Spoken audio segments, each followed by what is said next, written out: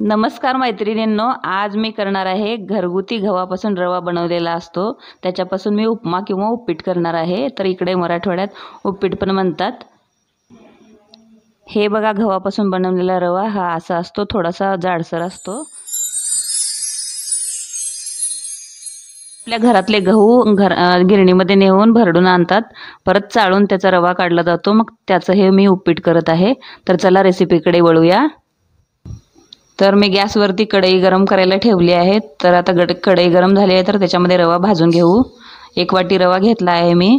तर त्याच्यामध्ये थोडंसं तेल टाकून चांगलं भाजून घ्यायचं आहे याला।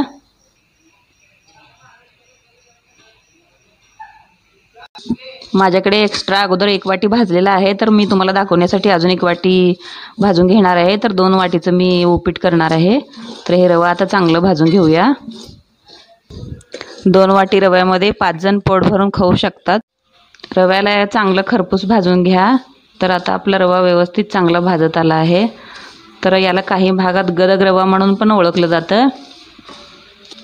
ग्रामीण भागात अशा पद्धतीनं गहू भरडूनच उपीट केलं जातं, खायला खूप छान लागतं। तर हा रवा आता आपला भाजला आहे। मी गॅस बंद करते आणि खाली काढून घेते।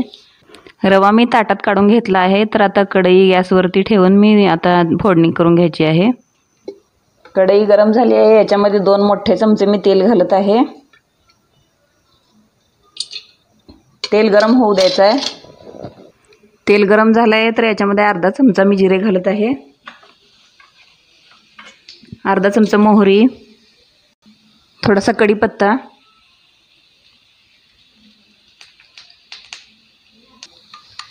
4-5 मिरच्या कट करून घेतलेला ते पण घालत आहे।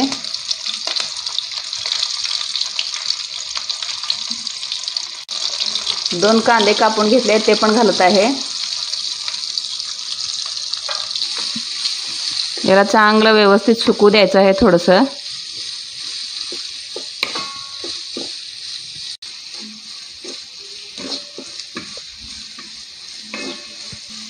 याच्यामध्ये मी अर्धी वाटी उडीद डाळ घालत आहे।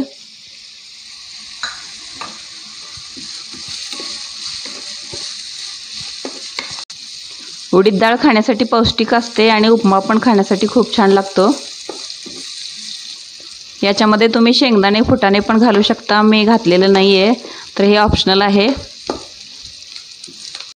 कांदा आणि मिरची व्यवस्थित सुकला आहे, तर याच्यामध्ये मी 1 चमचा हळद घालते आहे।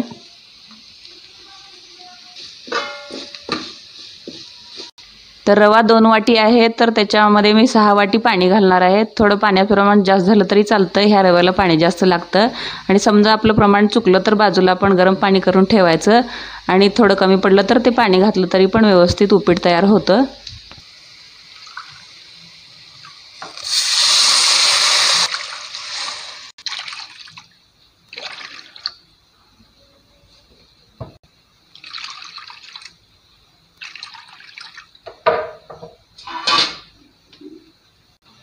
याच्यात चवीनुसार मीठ घालायचं आहे। चवीसाठी साखर टाका आणि याची चव पण आणखीन चांगली वाढते। आता या फोडणीच्या पाण्याला चांगली उकळी येऊ द्यायची आहे। आता हे फोडणीचं पाणी व्यवस्थित उकळलं आहे। आता या उकळलेल्या पाण्यामध्ये थोडं थोडं करून रवा याच्यात घालून घेऊया। अशा पद्धतीने हे रवा घालून घ्यायचा आहे।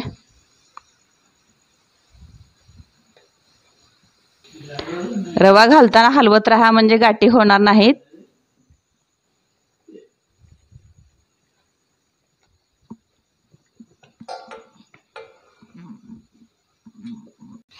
याच्यामध्ये थोडीशी कोथिंबीर घालून घेऊ आणि 5 मिनिटासाठी याच्यावरती झाकण ठेवून देऊ, म्हणजे चांगलं व्यवस्थित उपीट फुलतं। आपलं उपीट आता व्यवस्थित तयार झालं आहे। तर आता मी गॅस बंद करते आणि प्लेटमध्ये सर्व करते। अशा पद्धतीने तुम्ही उपीट करून बघा, तुम्हाला नक्की आवडेल। हा व्हिडिओ आवडला असेलच तर लाईक करा, सबस्क्राईब करा आणि शेअर करा। धन्यवाद।